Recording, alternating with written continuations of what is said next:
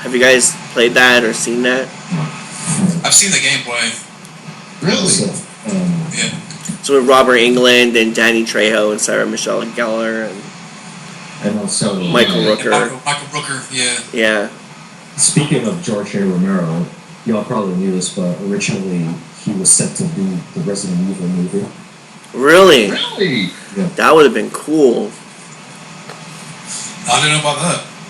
Yeah. Originally, Romero actually did commercials for the Resident Evil 2 in Japan. Are you serious? Yeah, I'm serious. He directed them. Wow. Oh, wow. And they're more faithful to the games than any of the movies. Okay. And they reject the creators of Resident Evil, Capcom. Of course, I mentioned Capcom already, right? Yeah. Yeah, you did. Mm. Yeah. They rejected Romero's script because they thought it was too faithful to the game, and they wanted something closer to an action movie. Oh man. Damn. Yeah. That sucks. May I also remind you, Capcom also produced the Street Fighter movie. They did? Yeah. Wow. So I So, wonder what the fuck happened then. yeah. Who wants to come with me? You know, because What's that? it's their top franchise. Why would they ruin it in such a way like that? Yeah. What was that line that Van Damme says in Street Fighter? I'm gonna get on my boat and I'm going to the river and I'm going to kick that son of a bitch bison so hard that the next bison wannabe is gonna feel it. That's probably the only thing I remember from Street Fighter. That was good. That was funny. Still with the small man? Yeah, I'm still here. Okay. But yeah, Street Fighter. Looking at it again, it should have been like the Mortal Kombat movie, most definitely. Yes. Yeah, have it be a tournament movie that is very much like the game, you know. We were talking about this. I'm sorry. Go ahead. As I know people today still complain about Mortal Kombat. That it seemed close to the game. I'm like, because it wasn't R-rated. Yeah. And I will say, John, Mortal Kombat, even though the movie was PG-13 and the games were gory, I think that was one of the better examples of a PG-13 action movie. Yeah, that's my favorite video game movie. Yeah, it's my favorite too. Yeah. And last night we were talking about Super Mario Brothers, and it's not. And I don't get why people shit on. I didn't think it was that bad. No, I mean I've seen worse. Yeah. I think I've seen. Go ahead. Oh, sorry. Oh, you can go. You can go. That's all I had to say. Because yeah. Oh, sorry. Oh, no, go ahead. Go ahead. Go ahead. I lost my train of thought. So. Oh, sorry. I was just gonna say that. I'm pretty interested to see like what Max Landis could have done with it if they got that made. The new one, the new Mario. Yeah. That's right. I forgot about that. They were trying to make a new movie or something. Yeah, the script is really good. Really, really, really good. Now, I think there is a special edition overseas, right? Yes, there is one. On Blu-ray and DVD. DVD and Blu-ray. So, but you have to get it overseas, unfortunately. Oh, that's shit. Yeah. I wonder if some company like Shout Factory is going to want to bring those special features over to DVD Blu-ray here in America. They probably will. Yeah.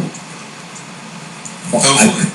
I kind of find it strange there are special editions for Street Fighter and Super Mario Brothers overseas, but there's not one for Mortal Kombat. Yeah. Yeah. I don't get it. I mean, if you look at it, what is Robin Shou doing nowadays? Yeah. When you can interview him and talk about the movie. Yeah, especially since, John, I don't know if you've seen this, but there was actually a Q&A special with Robin Shou and Paul Anderson on the 20th anniversary of the movie. No, I didn't know about this. Yeah, you can look it up on YouTube. Okay. Yeah, because I recently saw a Q&A from the first Ninja Turtles movie. And Judith Hogue was up there, Ernie Reyes Jr., some of the guys that were in the suits of the Turtles. It was very interesting. I once mentioned this, that the guy I did the zombie movie with, the guy down in Chicago. He had this in his house, and he was a low budget filmmaker. He's very brilliant, and he showed some pictures that he used to work with the guy who was Raphael in the second movie, who was in the suit. And he showed me a picture of him, and I was like, wow. Ken Scott, right? Yes. Yeah. Speaking of Ninja Turtles, I wonder, because Ninja Turtles 2 and 3, Warner Brothers uploaded those two sequels on YouTube, but not the first movie. And I wonder, do they still have the rights, or did the rights change? I don't know. I think it's just more of the same shit where they don't care about the first movie. Yeah. I don't get why they keep bashing the first movie. The first movie was a hit. They even said it was the highest grossing independent film of all time. Yes. Well, if you notice too, like whenever they re-release the movies on DVD or Blu-ray, when I see where you're getting at. I see where you're getting at, John. They use the third film as promotion. That's just terrible. And that's one of the things I mentioned in that fan discussion I did recently. Yeah. They couldn't even bother using images of the Jim Henson costumes from the first one or even the second one. Oh. I think they see it as one big joke, to be honest. Yeah. I saw all three of those in the theater. All three Ninja Turtles. The first one in the theater, the rest I saw on video. Yeah. Again, the original Ninja Turtles movie is still great to this day, and it's still the best representation of the comics, and also the animated show from the same time, from the 80s. Yeah. And it was also the movie that really, if you think about it, it was the movie that really put New Line Cinema into the mainstream, because it was if you look at it, yeah. You did have Nightmare on Elm Street before, but that was like kind of a minor box office success if you think about it. It was like it made New Line recognizable, but not really household name, like big mainstream name. I think it's just more the same. The Turtles are getting the shaft. Yeah. Would you agree, John? That's kind of about New Line Cinema being a household name when Ninja Turtles came out.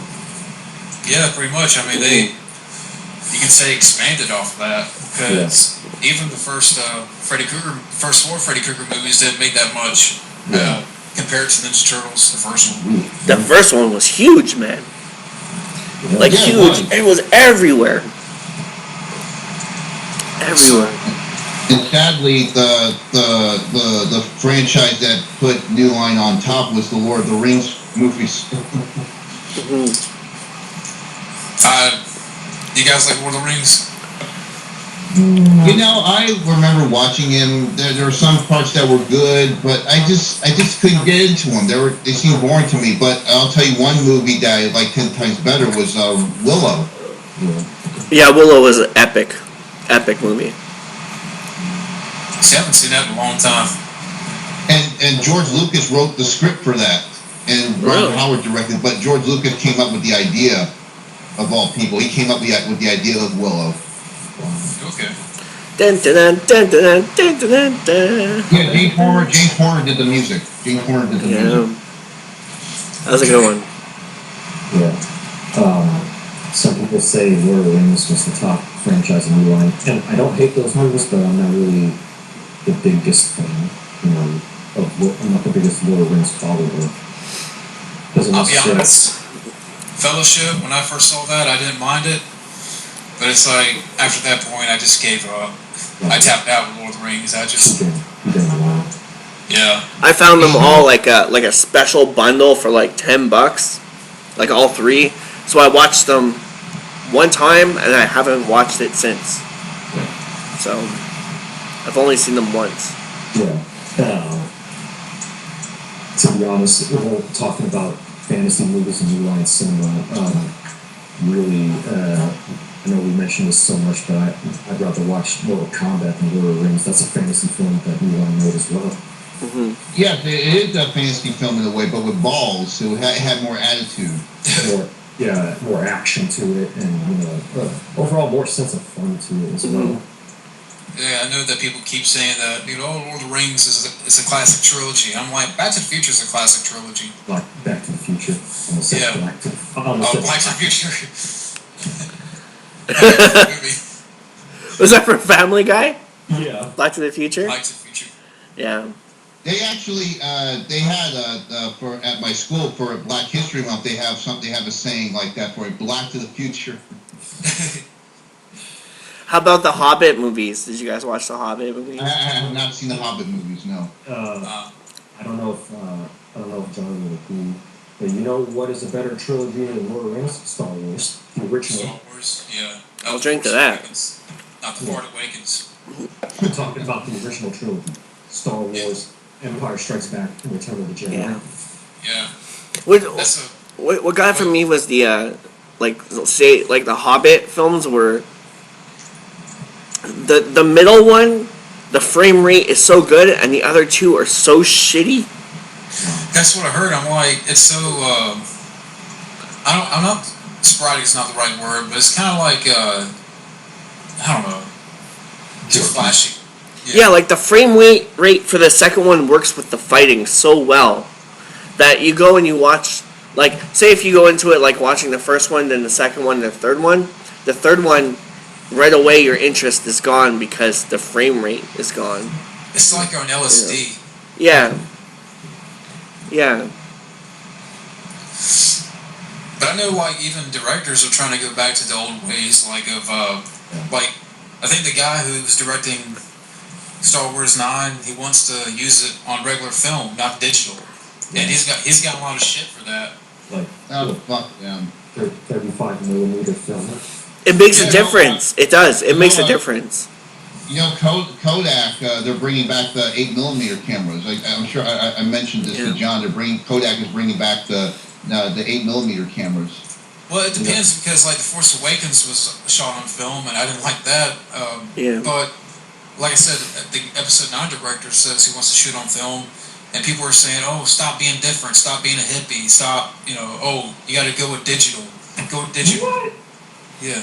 It's like people forget what made movies so great in the first place. I bet they said, stop being nostalgic. It's like you look at The Hateful Eight, and that film is so beautiful because it's on film. It's like the lenses that they use and everything in that just makes it so beautiful. Another example of a recent film being shot on film. I know not many of us, except for Isaiah, not many of us like this movie, but Amazing Spider-Man 2. Yeah, I haven't seen that one. That was shot on film or digital? Yeah, it was shot on film. Oh.